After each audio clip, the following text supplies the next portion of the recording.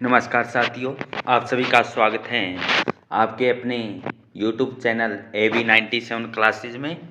आज की इस वीडियो में हम सेंधो सभ्यता के बारे में हम अध्ययन करेंगे। सेंधो सभ्यता, इस सभ्यता से पहले हम भारत का नामकरण कैसे हुआ ये हम डिस्कशन कर चुके हैं। भारत का नामकरण, भारत के इतिहास को जानने के लिए जो स्रोत थे वो हम डिस्कशन कर चुके हैं। पुरातात्विक स्रोत और साहित्यिक स्रोत हम अध्ययन कर चुके हैं। इसके बाद हम बात करें पुरातात्विक और साहित्यिक स्रोत के बाद जो हमारा जो नए अगला टॉपिक था वो था इसमें पूरा पाषाण काल, मध्य पाषाण काल, नव पाषाण काल और दक्षिण नव पाषाण काल की जो सभ्यता थी इसके बारे में हम अध्ययन कर चुके हैं। आज जो हमारा टॉपिक रहेगा वो है सेंधो सभ्यता। सेंधो सभ्यता के बारे में हम अध्ययन करेंगे। हड़प्पा या सेंधो सभ्यता, इसका दूसरा नाम क्या है? सेंधो सभ्यता को क्या कहा जाता है? हड़प्पा सभ्यता कहा जाता है। क्या? हड़प्पा सभ्यता के 3 क्रमिक चरण थे। कितने चरण थे? हड़प्पा सभ्यता, सेंधो सभ्यता कितने चरणों में थी? 3 चरणों में थी। आरंभिक को प्राक हड़प्पा सभ्यता भी कहा जाता है। आरंभिक या प्राक हड़प्पा सभ्यता, जो शुरुआती जो दौर था हड़प्पा सभ्यता का उसको आरंभिक या इसको हम प्रारंभिक या इसको प्राक हड़प्पा सभ्यता भी कहा जाता है। इसके टाइम कार्यकाल की बात करें तो 3200 से 2600 ईसा पूर्व थे और कहीं इसको 2900 से ईसा पूर्व भी माना जाता है, परंतु ये हम डिस्कशन इसमें कर रहे हैं 3200 से 2600 ईसा पूर्व प्राक या आरंभिक हड़प्पा सभ्यता। यूजीसी नेट परीक्षा में ये नहीं पूछा जाएगा कब इसका कार्यकाल था, परंतु यहाँ से जो हमारे क्वेश्चन बनेंगे वो बनने वाले हैं कि प्राक या आरंभिक हड़प्पा सभ्यता में की क्या विशेषताएं हैं, कौन से स्थल मिले हैं, क्या इसमें विशेष जो बाकी से अलग है। तो ये हमारे यहाँ से क्वेश्चन बनने की जो उम्मीद है। परिपक्व हड़प्पा सभ्यता है 2600 से 1900 ईसा पूर्व के बीच में है। उत्तर हड़प्पा सभ्यता 1900 से 1300 ईसा पूर्व के बीच में है। तो डिस्कशन विस्तार से चर्चा करते हैं इसके बारे में हम। आरंभिक या प्राक हड़प्पा सभ्यता, ये नगरीय जीवन के बीज रोपण का काल है। बस यही क्वेश्चन हमारा बन सकता है जो इंपॉर्टेंट रहेगा कि जो नगरीय है, शहरी सभ्यता आई है, शहरी सभ्यता का जो बीज रोपण हुआ है मतलब उसकी जो शुरुआत हुई है किस काल से हुई है। तो ये हुई है आरंभिक या प्राक हड़प्पा सभ्यता। जो नगरीय है वो दिखाई मतलब कि उसके जो साक्ष्य हमें उनके बारे में, हमें नगरों के बारे में जो पता चल रहा है वो कौन सा है? प्राक हड़प्पा सभ्यता। यहाँ प्रॉपर रूप से विकसित नहीं हुई है, नोट कर लेना। विकसित हमारे यहाँ नहीं है, बस बीज रोपण मतलब कि जो कोई चीज़ हम शुरुआत करते हैं तो उसका शुरुआती दौर जो हमें दिखाई देने लगा है, नगरीय सभ्यता है उस दिखाई देने लगी है। कुछ ऐसे जो दौर आया है जो इससे नगरों का विकास होना शुरू हो रहा है, जो इसकी शुरुआत हुई है वो किससे हुई है? प्राक हड़प्पा से बेहतर आरंभिक हड़प्पा से हुई है। बाद में है परिपक्व मतलब मैच्योर। जैसे एक बच्चा होता है, बच्चे की जो शुरुआत 2 से 5 साल है वही हड़प्पा सभ्यता को हम मान सकते हैं। जो शुरुआती दौर इसका प्राक या आरंभिक हड़प्पा सभ्यता, नगरों का विकास तो बाद में होगा, परंतु जो दिखाई दी है नगरीकरण वो किसमें है? आरंभिक। परिपक्व मैच्योर है जो हड़प्पा सभ्यता, ये 2600 से 1900 के आस ईसा पूर्व मानी जाती है। यह हड़प्पा सभ्यता का अस्तित्व लगभग 7 वर्ष रहा था। जो हड़प्पा सभ्यता जो दिखाई दी है, जो अस्तित्व है वो मैच्योर थी। हड़प्पा सभ्यता पूर्ण रूप से परिपूर्ण थी, वो टाइम परिपक्व कहा जाता है इसको। इसके बाद उत्तर हड़प्पा मतलब इस हड़प्पा सभ्यता के बाद उत्तर या हड़प्पा परिपक्व से आरंभिक, परिपक्व या जो हड़प्पा सभ्यता से पहले पूर्व हड़प्पा या आरंभिक हड़प्पा या प्राक हड़प्पा। तो हड़प्पा सभ्यता है जो परिपक्व, उसके बाद की उत्तर हड़प्पा सभ्यता, इसके नगरीकरण के पतन है। तो क्वेश्चन आएगा नगरीकरण के पतन का काल कौन सा है? वो है उत्तर हड़प्पा काल। जो प्रॉपर रूप से नगर दिखाई दिए, विकास हुआ, नगरीकरण हुआ, तो वो कौन सा था? परिपक्व में। जो उनके नगरों के जो शुरुआती दौर दिखाई दिए वो कौन सा था? वो प्रारंभिक था या प्राक हड़प्पा सभ्यता। उत्तर हड़प्पा में हम जिसे उपसीन संस्कृति या हड़प्पोत्तर भी कहते हैं, उपसीन संस्कृति या हड़प्पोत्तर भी कहते हैं। इंपॉर्टेंट है जो इसके जो उपनाम है वो जरूरी याद करना हमें जरूरी होता है नेट एग्जाम में। नगरीय जीवन के बीज रोपण का काल किसे कहा जाता है? आरंभिक या प्राक हड़प्पा सभ्यता। विकसित हड़प्पा सभ्यता किसे कहते हैं? परिपक्व हड़प्पा सभ्यता को। जो नगरों का पतन है जिसे उपसिन संस्कृति या हड़प्पोत्तर संस्कृति कहते हैं, उत्तर हड़प्पा संस्कृति। समाधि क्षेत्र कौन से? समाधि क्षेत्र या एच संस्कृति। कौन सी? एच संस्कृति। पाकिस्तान के पुरातात्विद जिसे समाधि क्षेत्र या एच संस्कृति भी कहते हैं, पाकिस्तान के जो पुरातात्विद है जिसे समाधि क्षेत्र एच संस्कृति भी कहते हैं, उसे भारतीय पुरातात्विद परिवर्ती हड़प्पा संस्कृति कहते हैं। इंपॉर्टेंट है, जो समाधि क्षेत्र है ये भारत में इनको क्या कहते हैं और पाकिस्तान में इनको क्या कहा जाता है? पाकिस्तान के जो पुरातात्विद है जो इनको क्या कहते हैं? समाधि क्षेत्र एच संस्कृति कहते हैं। इसी समाधि क्षेत्र को भारत में क्या कहा जाता है? परवर्ती हड़प्पा संस्कृति कहते हैं, लेट हड़प्पा कल्चर। तो यहाँ से जो हमारे क्वेश्चन बनने की जो उम्मीद है वो कौन से है? ध्यान रखना, इंपॉर्टेंट जो पॉइंट है। कितने चरणों में? 3 चरणों में है।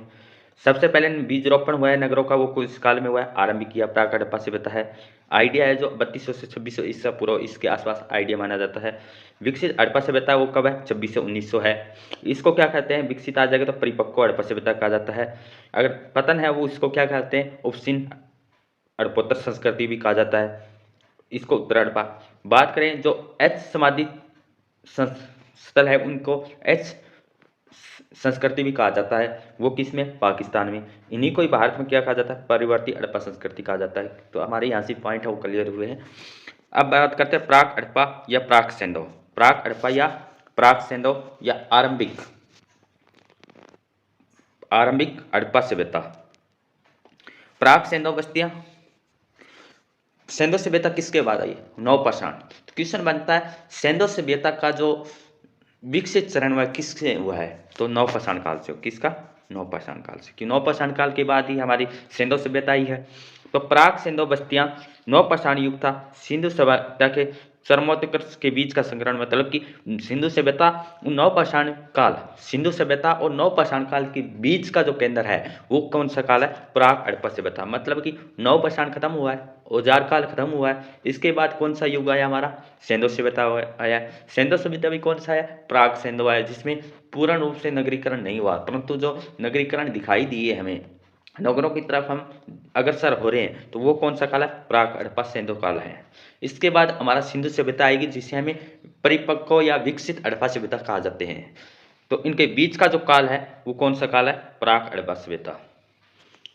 जैसे मध्य पाषाण काल, जैसे पूरा पाषाण काल और नवपाषाण काल के बीच का केंद्र क्या था? मध्य पाषाण काल था। ऐसे ही सेंधो सभ्यता, सिंधु सभ्यता और जो नवपाषाण काल है उसके बीच का जो मध्य केंद्र है वो क्या? प्राक हड़प्पा सभ्यता है या आरंभिक हड़प्पा सभ्यता है। पाकिस्तान के जो पुराविद है मोहम्मद रफीक मुगल पाकिस्तान के हैं और प्रारंभिक हड़प्पा संस्कृति अर्ली हड़प्पा कल्चर नाम दिया है। प्रारंभिक हड़प्पा संस्कृति जो नाम दिया है ये किसके द्वारा दिया गया है? क्या भारतीय पुरातत्वविद थे या पाकिस्तानी? तो पाकिस्तान के रहने वाले कौन है?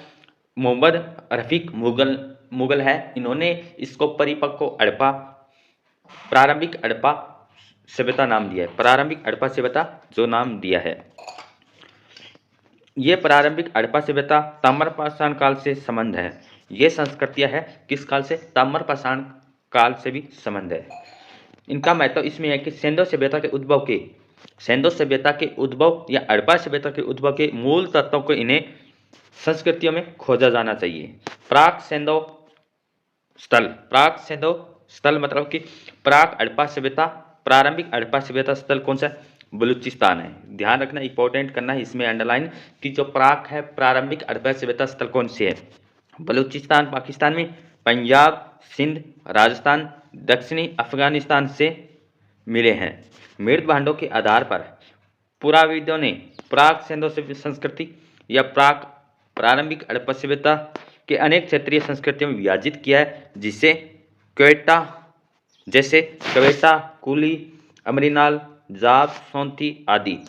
क्वेटा से टोकाऊ मृदभांड मिले हैं। क्वेटा से हमें क्या मिले? टोकाऊ मृदभांड। जबकि जाब से लाल मृदभांड मिले हैं। जाब से क्या मिले? लाल मृदभांड। क्वेटा से हमें टोकाऊ मृदभांड मिले हैं। महत्वपूर्ण है यह है कि इन संस्कृतियों के जो अपवाद स्वरूप जेड हमें हरितासम से पत्थर को छोड़कर उन सभी कच्चे मालों का प्रयोग किया जिनका उपयोग हड़प्पा की नगरी काल की सभ्यताओं में से हुआ है।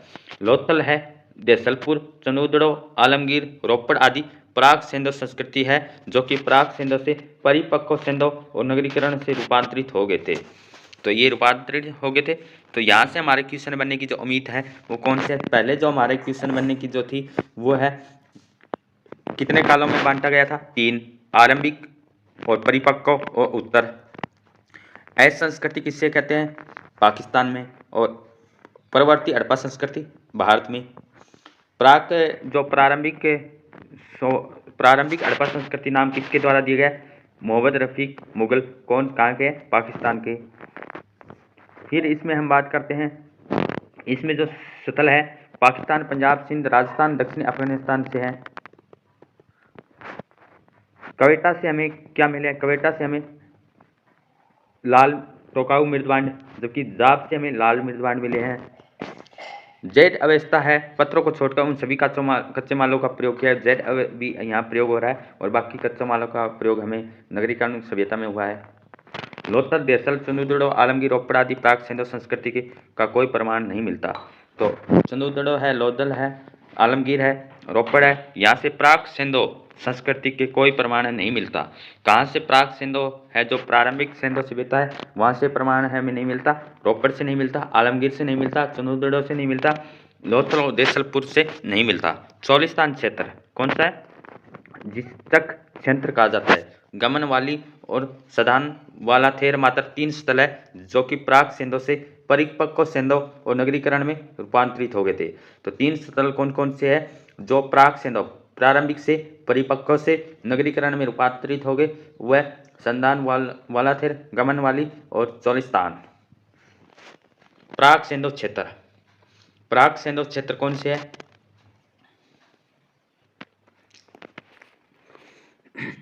प्राक सिंधु क्षेत्र, प्राक जो सिंधु क्षेत्र है हड़प्पा जो क्षेत्र है कौन कौन से है? बलूचिस्तान है। बलूचिस्तान में कौन कौन से है? झाब, क्वेटा, नाल, कुली, महई, मेहरगढ़, नूंदरा, पीराकनम, अंजीरा और किले गुल मोहम्मद। बलूचिस्तान है तो कहाँ? पाकिस्तान में ही है। तो बलूचिस्तान में जो पाकिस्तान में है झाब, क्वेटा, नाल, कुली, महई, मेहरगढ़, नूंदरा, पीराकनम, अंजीरा और किले गुल मोहम्मद, ये स्थल है। अब बात करते हैं हम मेहरगढ़ में। कौन सी? मेहरगढ़। इंपॉर्टेंट करनी हमें मेहरगढ़ सबसे इंपॉर्टेंट। मेहरगढ़ हमें कौन सा स्थल माना है? औजारों के औजार पाषाण काल में, नवपाषाण काल में था। यही नवपाषाण काल में भी है और यही हमें हड़प्पा सभ्यता, सिंधु सभ्यता में भी है। तो इंपॉर्टेंट है। मेहरगढ़ से हमने देखा किसके साक्ष्य में मिले थे? मेहरगढ़ से नवपाषाण काल है। मेहरगढ़ से खाद्य उत्पादन के साक्ष्य है, गेहूं जौ के साक्ष्य में, पशुपालन के साक्ष्य में मिले हैं मेहरगढ़ से। मेहरगढ़ एक सिंधु या प्राक सिंधु का सबसे प्राचीन स्थल है। प्राक सिंधु हड़प्पा सभ्यता का सबसे प्राचीन, प्राक हड़प्पा सभ्यता का सबसे प्राचीन स्थल कौन सा है? मेहरगढ़। प्राक मतलब प्रारंभिक, आरंभिक हड़प्पा सभ्यता का जब तक नगरीकरण दिखाई देता है उस समय का स्थल कौन सा है हमारा? मेहरगढ़। मेहरगढ़ बलूचिस्तान पाकिस्तान में है, जहाँ से हमें नवपाषाण काल के भी साक्ष्य हमें मिलते हैं। वही मेहरगढ़ जो प्राचीन स्थल है, ईसा पूर्व ये 7वीं शताब्दी जितना पुराना है। सिंधु सभ्यता की सबसे प्राचीनतम जो स्त्री मूर्ति मिली है वो मिली है मेहरगढ़ से। किसे मिली है? मेहरगढ़। सबसे प्राचीन जो सिंधु सभ्यता की जो मूर्ति मिली है वो कहाँ से मिली है? मेहरगढ़ से मिली है। महई के कब्र से सिर रहित स्त्री की आकृति से युक्त ताम्र दर्पण मिला है। महई के कब्र से मतलब कि मेहरगढ़ की कब्र से सिर रहित, सिर के बिना एक स्त्री की आकृति युक्त ताम्र दर्पण मिला है। कुली के मृदभांड, कुली कहाँ है? बलूचिस्तान में। मृदभांड अत्यधिक अलंकृत थे। क्या थे? उस पर डिजाइने अलंकृत थे। इसके सबसे विशिष्ट प्रतीक चिन्ह गोल बड़ी आंखों और लंबे खिंचे सिर वाला वृषभ भी था। कहाँ से? कुली बलूचिस्तान से। नाल, नाल कहाँ है? बलूचिस्तान में। गरुड़ की आकृति वाली एक मोहर मिली है। गरुड़ की आकृति वाली एक मोहर हमें नाल से मिली है, बलूचिस्तान में सिंधु सभ्यता से संबंधित थी। अपने पंजे पर सांप को दबाए हुए था। एक गरुड़ है गरुड़ की जो हमें आकृति वाली मूर्ति मिली है वो कहाँ से, बलूचिस्तान के नाल से मिली है। उसमें उसने अपने पंजों से किसको दबाया हुआ था, सांप को या सर्प को दबाया हुआ था। ये हमें जो ऐसे एविडेंस हमें मिले हैं, साक्ष्य मिले हैं, वो कहाँ से, नाल से। नाल कहाँ है, बलूचिस्तान। बलूचिस्तान में कौन से स्थल से मिला है, प्राक सिंधु सभ्यता, हड़प्पा सभ्यता से मिला है। तो इंपॉर्टेंट है, बलूचिस्तान में मेहरगढ़ है, नाल है और कुली है। तो मेहरगढ़ से हमने देखा एक स्त्री की मूर्ति मिली है, प्राचीनतम सबसे है, और जो स्त्री है उसकी कब्र से सिर रहित मिली है और ताम्र दर्पण भी मिला है उसके साथ। कुली से हमें अत्यधिक मृद भांड अलंकृत मिले हैं। नाल से हमें क्या मिला है, नाल से हमें एक गरुड़ की आकृति मिली है जिसने सांप को पंजों से दबाया हुआ था। ये हमें बलूचिस्तान के जो स्थल है। अब बात करते हैं सिंध की। सिंध है, सिंध में अगर बात करते हैं कोट दीजी, कोट दीजी कहाँ है, सिंध में। क्वेश्चन बनता है यहाँ से, जो क्वेश्चन बनेगा जो इनके स्थल है वहाँ से क्या चीज़ मिली है और कौन सा स्थल कहाँ पाया जाता है। मैचिंग में भी आया इस बार दिसंबर 2023 एग्जाम में नेट के, इसमें आया था मैचिंग ये कौन सा स्थल कहाँ है और कौन सी जगह कहाँ से मिली है, मैचिंग आया है। तो क्वेश्चन हर बार आता है, एक क्वेश्चन यहाँ से, तो ध्यान रखना है। सिंध, सिंध का कोट दीजी और आमरी सिंध, ये प्राक हड़प्पाई स्थल है। प्राक कौन सा है, जो प्रारंभिक, आरंभिक, जिसमें नगरीय सभ्यता के बीज रोपण होता है, वही प्राक हड़प्पाई या प्रारंभिक हड़प्पा सभ्यता, जिसने मुगल काल ने इसका नाम दिया था प्रारंभिक हड़प्पा सभ्यता, जो नाम दिया था, वही सभ्यता सिंध कोटदीजी और आमरी में ये स्थल है। आमरी की खोज किसके द्वारा की गई थी, आमरी का सिंध में है, प्रारंभिक हड़प्पाई स्थल है, पढ़ रहे हैं हम। इसके उत्खनन 1929 में एन.जी. मजूमदार ने की थी। इंपॉर्टेंट क्वेश्चन है, दिमाग में बिठा लो, सही रहेगा, एक क्वेश्चन बनने की चांस है यहाँ से। आमरी की खोज 1929 में एन.जी. मजूमदार ने की थी। क्वेश्चन बनता है कि आमरी है, आमरी पाकिस्तान में बलूचिस्तान कहाँ पड़ता है, तो आमरी है वो सिंध के क्षेत्र में पड़ता है। इसकी खोज 1929 में एन.जी. मजूमदार ने की थी। कौन सी काल से है, प्राक हड़प्पाई स्थल से क्वेश्चन बनेगा। आगे चलकर जीन कजाल ने इसका उत्खनन करवाया। जब जीन ने इनका उत्खनन करवाया तो यहाँ से क्या मिला था, यहाँ से बारहसिंगा का प्रमाण मिला था। इंपॉर्टेंट है, आमरी अपने आप में इंपॉर्टेंट है। क्यों इंपॉर्टेंट है, इसका पहला जो उत्खनन करवाया था वो किसके द्वारा करवाया गया था, आमरी का एन.जी. मजूमदार के द्वारा। किसके द्वारा, एन.जी. मजूमदार के द्वारा 1929 में करवाया था। फिर इसके बाद है जीन कजाल ने इसका उत्खनन करवाया था। यहाँ से क्या प्रमाण मिले, बारहसिंगा का प्रमाण मिला है। राइनो गेंडा की हड्डियां भी केवल आमरी से मिलती है। राइनो गेंडा की हड्डियां कहाँ से मिलती है, आमरी से मिलती है। आमरी कहाँ पड़ता है, बलूचिस्तान या सिंध के क्षेत्र में, तो है तो उधर पाकिस्तान के क्षेत्र में, परंतु कहाँ मिलता है, सिंध के क्षेत्र में मिलता है आमरी से जो भी हमें चीजें मिली है, क्वेश्चन बन सकता है डेफिनेट। क्या बनेगा, आमरी 1929 में सिंध के क्षेत्र में, जो एन.जी. मजूमदार है इसने उत्खनन करवाया था। इसके बाद कजाल आए थे, जीन कजाल ने इसका उत्खनन करवाया, तो यहाँ से हमें बारहसिंगा का प्रमाण मिलता है और राइनो गेंडा की आकृति हमें सिर्फ आमरी से मिलती है। ठीक है, क्वेश्चन क्लियर। बलूचिस्तान के हमने देखा मेहरगढ़, नाल और क्या था, मेहरगढ़ से कुली था, ये है हमारा। फिर है कोटदीजी भी किस में है, सिंध में है। यहाँ से क्वेश्चन है, इसकी खोज किसने करवाई थी, फजल अहमद ने करवाई थी। आमरी की खोज एन.जी. मजूमदार ने, आमरी की खोज एन.जी. मजूमदार ने, कोटदीजी की खोज फजल अहमद ने की थी। इंपॉर्टेंट है, दोनों ही इंपॉर्टेंट खोज करता। कोटदीजी की खोज फजल अहमद सिंध के क्षेत्र में, आमरी की खोज एन.जी. मजूमदार ने सिंध के क्षेत्र में।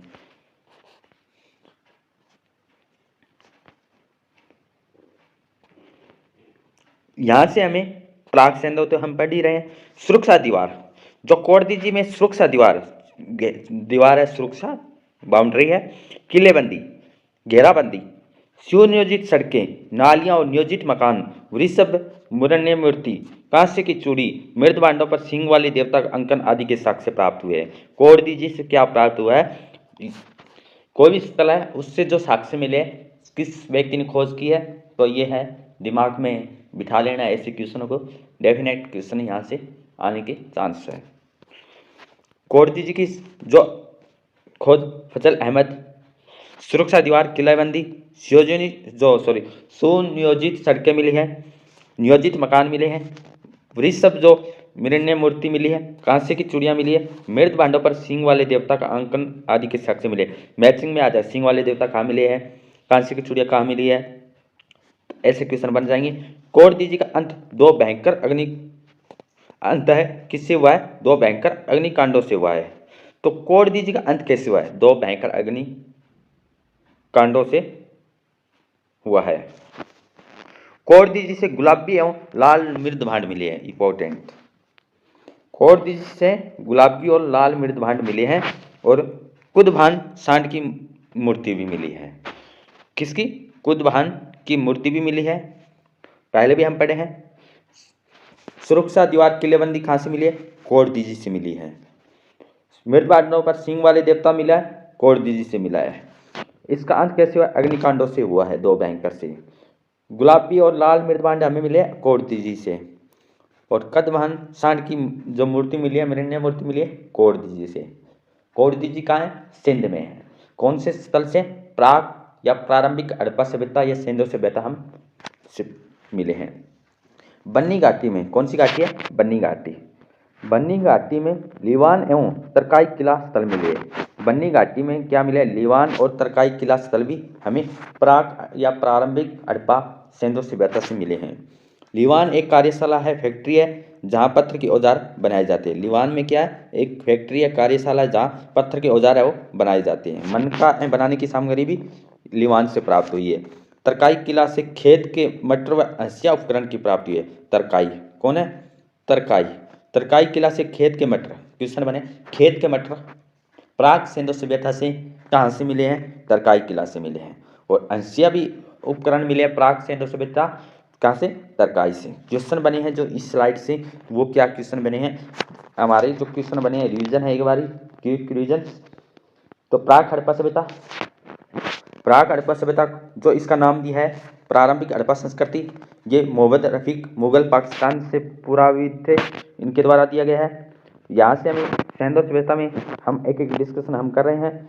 फिर हम बात करते हैं चोलिस्तान क्षेत्र है, जहाँ से हमें प्राग सिंधु संस्कृति मिली है, गुमना वाली से मिली है, और संगान वाले से 3 स्थल जो प्राग सिंधु से परिपक्व सिंधु और नगरीय में रूपांतरित हो गए थे।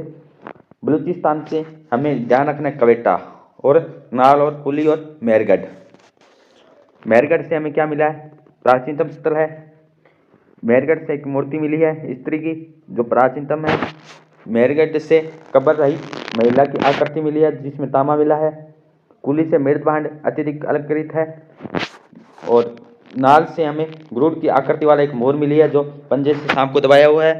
फिर है सिंध, सिंध में कोट दीजिए और आमरी सिंध प्राग हड़प्पाई स्थल है। आमरी से हमें खोज किसने की थी, एन.जी. मजूमदार ने की थी। आगे चलकर जीन कजाल ने इसकी उत्खनन करवाया, जहाँ से 12 सिंगा का प्रमाण मिला। राइनो गेंडा हड्डियाँ केवल आमरी से मिलती है। कोड दीजिए कि उत्खनन फजल अहमद ने करवाया। यहाँ से हमें दीवार किलेबंदी, और यहाँ से हमें सिंह वाले देवता, और यहाँ से हमें पता चलता है खोड़ दीजिएगा जो अंत हुआ है 2 भयंकर अग्निक कांडों से हुआ है। खोड़ दीजिए से गुलाबी और लाल मृद भांड और कुदवान सांड की मूर्ति मिली है।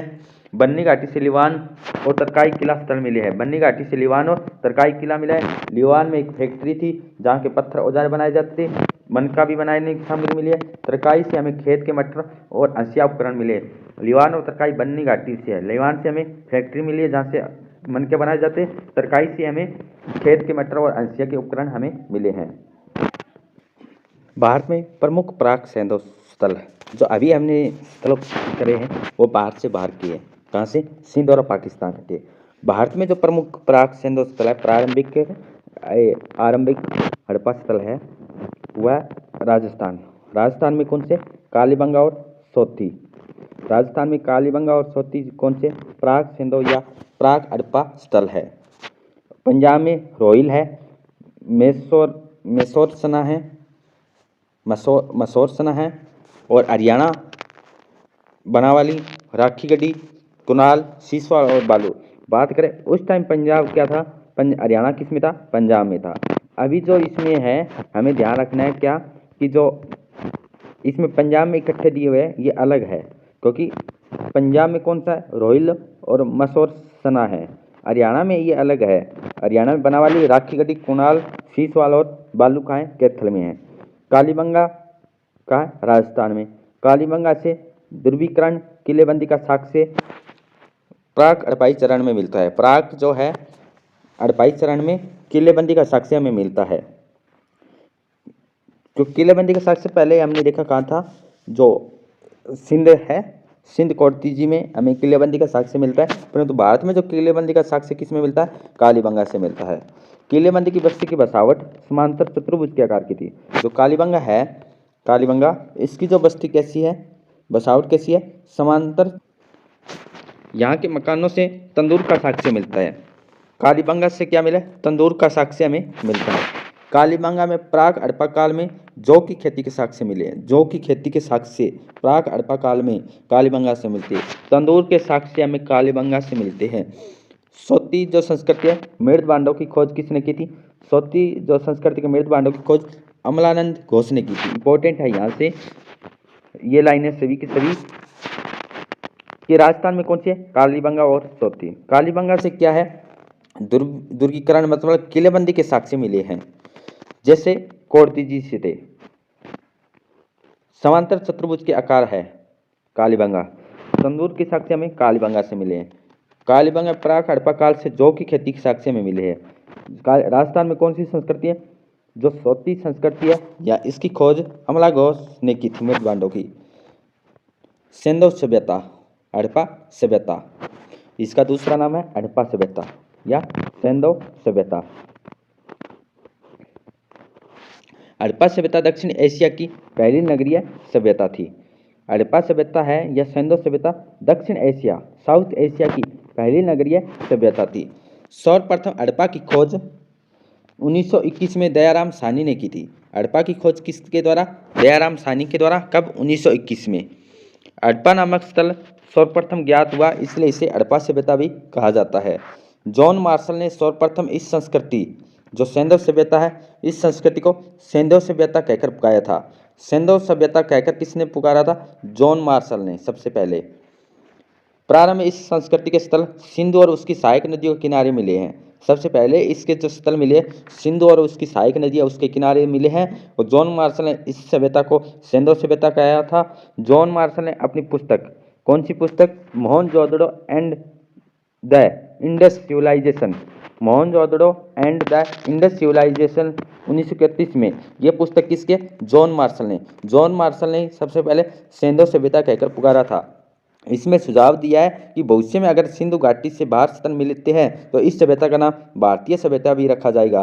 तो इस सभ्यता का नाम, तब भी इस सभ्यता का नाम क्या रखा जाएगा, भारतीय सभ्यता नाम रखा जाएगा। तो ये बात हमें Mohenjodaro and the Indus civilisation में जॉन मार्शल ने बात कही थी। मार्टियर जो है व्हीलर, जो मार्टियर व्हीलर है, इन्होंने क्या कहा था,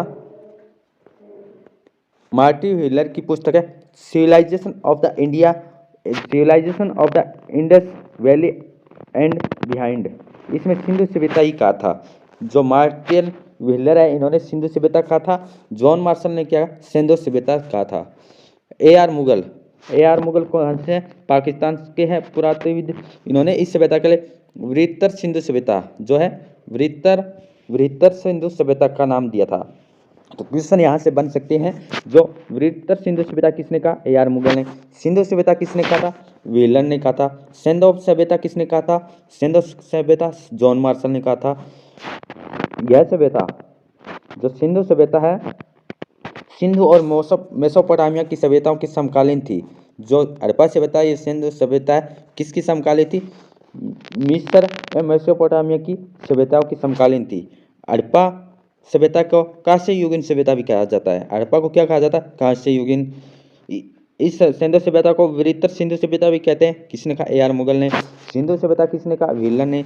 सिंधु सभ्यता किसने कहा था, वो जॉन मार्शल ने कहा था। कांस्य युगीन क्यों कहते हैं, क्योंकि यहाँ कांसा, तांबा और टीन का मिश्रण का सबसे पहली बार प्रयोग इसी समय होता। तांबे के साथ टीन का मिश्रण कांस्य के साथ हुआ था, इसलिए इसको कांस्य युगीन सभ्यता भी कहते हैं। हड़प्पाई संस्कृति कांस्य युगीन सभ्यता थी। हड़प्पाई संस्कृति क्या थी, कांस्य युगीन संस्कृति, लेकिन इसमें कांस्य को सीमित ही प्रयोग हुआ था, ज़्यादातर पत्थर के औजारों का प्रयोग हुआ था। जो गार्डन चाइल्ड है, सिंधु सभ्यता को प्रथम नगरीय क्रांति कहा था। सिंधु सभ्यता को प्रथम नगरीय क्रांति किसने कहा था? वो कहा था गार्डन चाइल्ड ने प्रथम नगरीय क्रांति कहा था। वृहत्तर सिंधु सभ्यता किसने कहा था? ए.आर. मुगल ने कहा था। सिंधु सभ्यता किसने कहा था? वो कहा था व्हीलर ने। और सिंधु सभ्यता वो कहा था जॉन मार्शल के द्वारा। सिंधु सभ्यता सबसे अधिक केंद्रीकरण सरस्वती घाटी में घग्गर आकरा नदी के किनारे हैं। जो सिंधु सभ्यता कौन सी नदी के किनारे थी? जो सरस्वती नदी घाटी में, सरस्वती घाटी में घग्गर आकरा नदी के किनारे, इसलिए इस विद्वान सरस्वती सभ्यता या सिंधु सरस्वती सभ्यता भी कहते हैं। तो इस सभ्यता के नाम है, इंपॉर्टेंट है, किसने क्या कहा? सिंधु सभ्यता जॉन मार्शल, सिंधु सभ्यता व्हीलर के द्वारा, वृहत्तर सिंधु सभ्यता ए.आर. मुगल के द्वारा, और इसमें कांस्य युगीन सभ्यता भी कहते हैं इसको। फिर इसमें प्रथम नगरीय क्रांति भी कहा गार्डन चाइल्ड के द्वारा। घग्गर आकरा नदी किनारे होने का इसको सिंधु सरस्वती सभ्यता भी कहा जाता है। जबकि पुरातात्विक फावड़ा हड़प्पाकालीन एक विशाल भूभाग का उत्खनन कर चुका है। सिंधु द्रोणी से काफ़ी दूर तक पर्याप्त है, इसे सिंधु सभ्यता कहना तर्क संगत नहीं है। जॉन मेसन, चार्ल्स मेसन के द्वारा। चार्ल्स मेसन ने इसके बारे में क्या कहा है? चार्ल्स मेसन पहले व्यक्ति हैं जिन्होंने 1826 में पंजाब के साहिवाल जिले में एक हड़प्पाई टीले का उल्लेख किया था। हड़प्पा टीले का उल्लेख करने वाले कौन थे? सबसे पहले चार्ल्स मेसन। चार्ल्स मेसन के कुछ वर्षों बाद अलेक्जेंडर बर्न्स नामक एक यात्री ने हड़प्पा की यात्रा की थी। चार्ल्स मेसन ने तो टीले का उल्लेख किया था, परंतु इसके ओर ध्यान नहीं दिया। जो अलेक्जेंडर आते हैं, उन्होंने हड़प्पा की यात्रा की। इसके बाद 1813 में कनिंघम ने एक अंग्रेज थे जिन्होंने हड़प्पा से प्राप्त वृषभ की आकृति वाली एक मोहर प्राप्त की थी। सबसे पहले मोहर मिली है वो किसको मिली है? कनिंघम को। कनिंघम से गलती हुई होगी, मोहर पर वृषभ की कुबड़ न होने की वजह से एक विदेशी सील मान लिया था, विदेशी सील मान लिया। फिर कनिंघम ने 1853 और 73 तक लगे रहे और उनका अन्वेषण किया और असफल सिद्ध हुआ। इसके बाद समझ नहीं आ पाई तो कनिंघम ने हड़प्पा की यात्रा को 2 बार किया। 1853 में पुरातत्व से रुचि रखने के कारण 1872 में भारतीय पुरातात्विक सर्वेक्षण के पहले डायरेक्टर जनरल के रूप में पहुंचे थे। भारतीय पुरातात्विक सर्वेक्षण के पहले डायरेक्टर कौन थे? कनिंघम थे। और 1853 में पुरातत्व में रुचि रखने के कारण 1856 में कराची से लाहौर तक रेल पटरियां बिछाने हेतु जॉन बर्टन ने व विलियम ब्रेटन ने हड़प्पाई टीलों से प्राप्त ईंटों के रोड़ों के रूप में प्रयोग किया था। कराची में क्या बिछाई जा रही थी? कराची से लाहौर तक रेल बिछाई जा रही थी, तो इसमें बिछाने के लिए जो जॉन और विलियम है, उन्होंने हड़प्पाई टीलों से प्राप्त ईंटों और रोड़ों के रूप में प्रयोग किया था। हड़प्पाई टीलों से क्या ईंट और रोड़े हैं, उनका प्रयोग किया था 1856 में। 1912 में J.F. फ्लीट ने रॉयल सोसाइटी से अपना इस सभ्यता के ऊपर लेख प्रतिवेदित किया, लेकिन इसके महत्व को उजागर नहीं कर पाए। 1921 में भारतीय पुरातत्व सर्वेक्षण विभाग के महानिदेशक जॉन मार्शल के निर्देशक में दयाराम साहनी ने हड़प्पा के टीलों का पुनः अन्वेषण किया था। और 1922 में राखालदास बनर्जी ने मोहनजोदड़ो की खोज की। राखालदास बनर्जी मोहनजोदड़ो जाने वाले पहले व्यक्ति भी बने थे। साहनी और बनर्जी, दयाराम साहनी और राखालदास बनर्जी के प्रतिवेदनों के फलस्वरूप जॉन मार्शल का ध्यान इस अज्ञानता सभ्यता के महत्व की ओर सबसे पहले उत्कृष्ट आकर्षित हुआ। जॉन मार्शल 1924 में पूरे विश्व के समक्ष सिंधु घाटी में एक नवीन खोजों की घोषणा की। 20 सितंबर 1924 को द इलस्ट्रेटेड लंदन न्यूज में मार्शल का लेख प्रकाशित हुआ था। मार्शल का जो लेख प्रकाशित हुआ है, किसमें हुआ है? द इलस्ट्रेटेड लंदन न्यूज में। दोनों स्थलों की खोज की घोषणा हुई। बिना हड़प्पा और मोहनजोदड़ो पहुंचने उन्हें दफ्तर से ही अपनी महत्वपूर्ण संस्कृति घोषणा कर दी और विषमकारी और हास्यास्पद दोनों हैं। मार्शल ही थे जिन्हें सिंधु सभ्यता पर 3 ग्रंथ का लेखन किया था। जॉन मार्शल ने सिंधु सभ्यता पर कितने ग्रंथों का लेखन किया? 3 ग्रंथों का। मार्शल इन दोनों स्थलों पर सर्वप्रथम 1925 के शुरू के महीनों में पहुंचे। हड़प्पा और मोहनजोदड़ो की खुदाई के प्रभारी जॉन मार्शल थे। प्रभारी कौन है? जॉन मार्शल थे। हड़प्पा की खोज किसने की थी? दयाराम साहनी और राखालदास बनर्जी। प्रभारी कौन थे? John Marshall. सभ्यता का विस्तार के बारे में बात करें तो पाकिस्तान और भारत इन दो देशों के बीच सिंधु सभ्यता हड़प्पा सभ्यता का विस्तार था। पाकिस्तान में इस सभ्यता से संबंधित दो परास्थल है। अफगानिस्तान में कौन से? सोतुगई और मुंडकी गाक और सोतुगई कौन से? अफगानिस्तान में। लेकिन सिंधु सभ्यता का प्रसार अफगानिस्तान में नहीं, अतः इन बस्तियों को अपवाद स्वरूप से भी लिया जाना चाहिए। नगरों को परिभाषित करने का सबसे पहला प्रयास किसका था? गार्डन चाइल्ड का था 1950 में।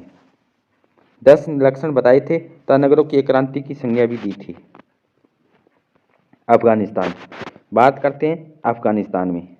ये क्या? सिंधु सभ्यता है हमारी, प्राक सिंधु सभ्यता हमने पढ़ लिया। ये परिपक्व या मैच्योर जो सभ्यता है सिंधु सभ्यता, इसके बारे में अध्ययन करें। अफगानिस्तान में क्या?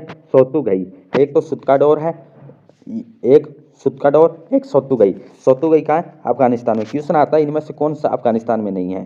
तो सोतुगई कहाँ है? अफगानिस्तान में। मुंडी गाक कहाँ है? हिंदुकुश पर्वत के उत्तर में। हिंदुकुश के पर्वत में दोनों स्थल है, ऑक्सस और केक्सा नदियों के संगम पर सोतुगई है। कौन सी नदी है? कोक्चा और ऑक्सस नदियों के संगम पर कौन सा? सोतुगई है। सोतुगई से पटुए की बीजों से भरा हुआ एक जुता हुआ खेत मिला है। क्या? पटुए फ्लेक्स के बीजों से भरा हुआ एक जुता हुआ खेत मिला है। जुता हुआ खेत हमें सोतुगई अफगानिस्तान से मिला है। कोक्चा नदी से निकले नहरों के अवशेष, कोक्चा नदी से निकले हुए नहरों के अवशेष हमें मिले हैं। शुष्क कृषि ड्राई फार्मिंग सिंधु व्यापारिक बस्ती का भी साक्ष्य हमें अफगानिस्तान से मिला है, सोतुगई से। पाकिस्तान के दक्षिणी बलूचिस्तान, सिंध व पंजाब में स्थल है। दक्षिणी बलूचिस्तान जहाँ के प्रमुख स्थल है सोतुगई का अफगानिस्तान में। ध्यान रखना, सोतुगई का अफगानिस्तान में। तो यहाँ से हमें क्या मिला है? सोतुगई से पटुए मिला है, जुता हुआ खेत मिला है, और यहाँ से कोक्चा नदी के निकले नहरों के अवशेष हमें सोतुगई अफगानिस्तान से मिला है। शुष्क कृषि सिंधु व्यापारिक बस्ती भी हमें सोतुगई से मिले हैं।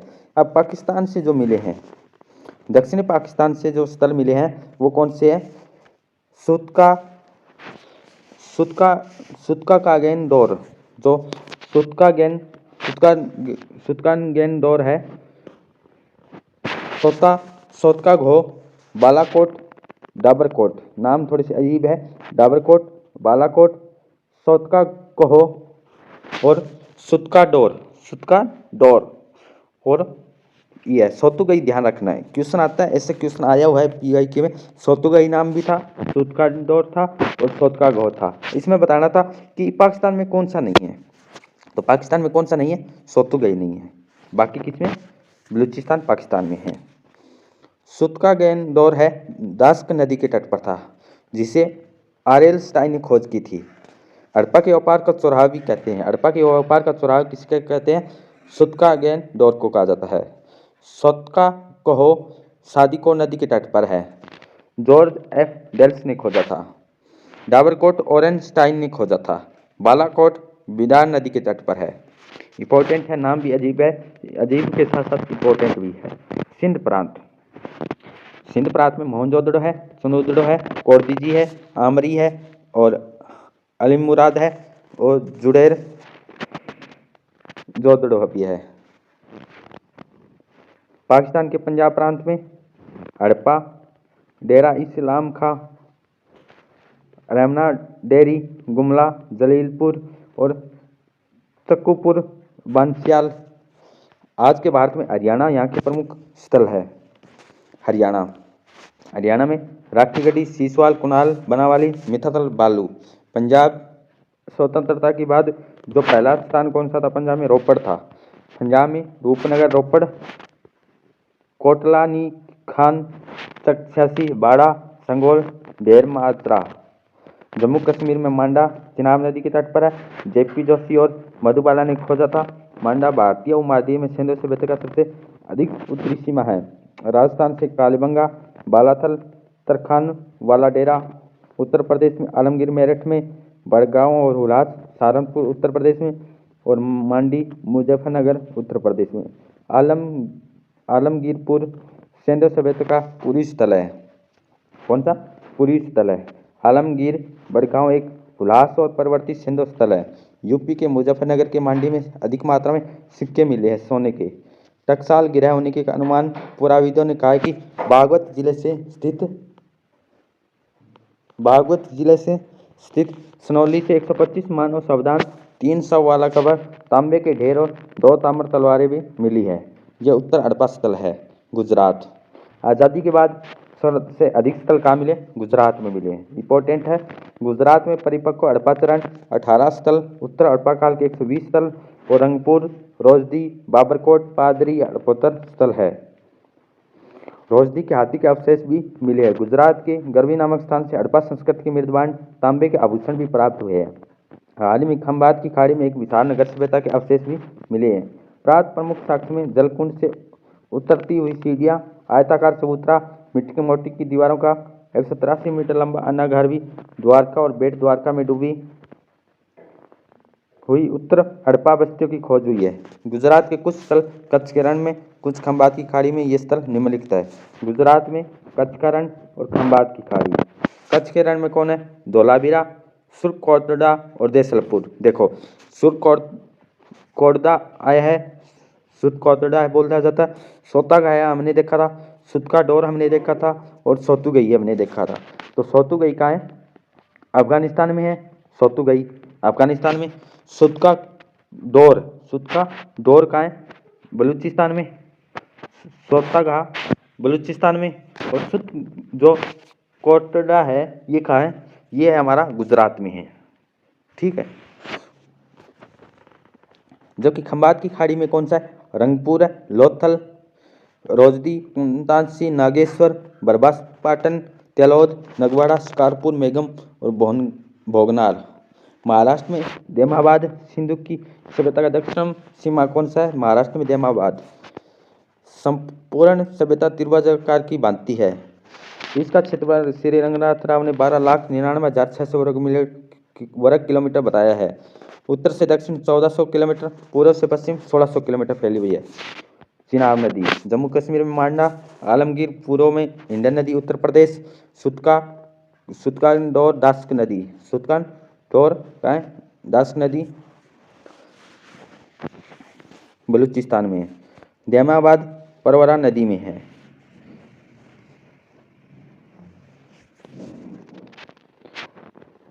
और इसकी उत्तर से दक्षिण की लंबाई कितनी है? 1400, पूर्व से पश्चिम कितनी है? 1600 किलोमीटर। 2800 स्थलों की जानकारी हो चुकी है। प्राक हड़प्पा जो कुछ परिपक्व है और उत्तर हड़प्पा के स्थल भी हैं।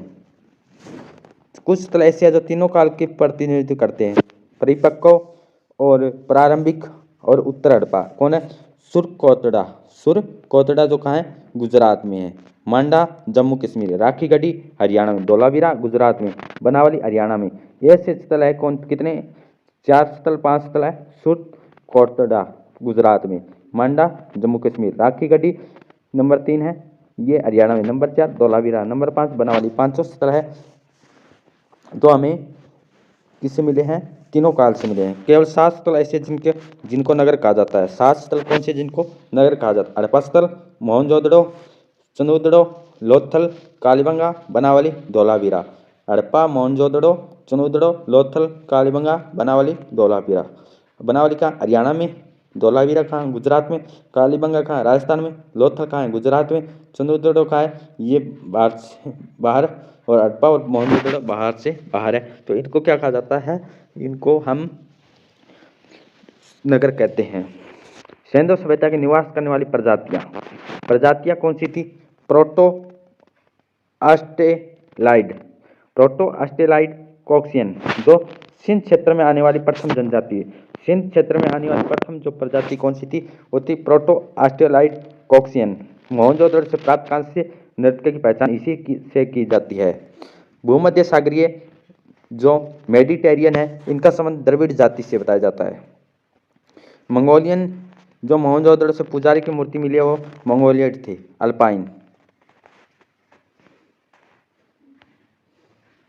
महत्वपूर्ण जो फैक्ट है वो क्या है?